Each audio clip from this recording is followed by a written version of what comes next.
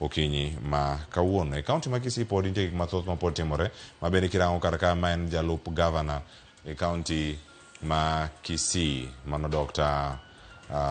Robert Monda, ma bende nyaka sani onge apis. Othich oko kod Senate ma pacho ka kar sa auchiel, kata seche dakika manok romo sa auchiel mar otieno ma piny orugodo kawuono. Mano bang' yangore ni ero en gi penjo monego bed noduoko mag mibadhi kata tiyo marach kod apis mare. Crispin Otieno luwo sigana ma kama e kaunti ma Kisii.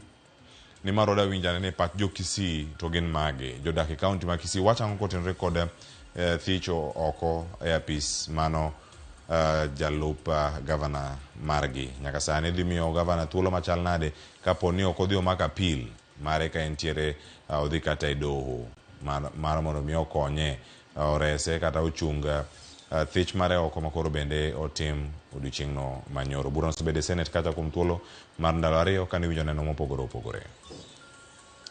Nyakoromo gi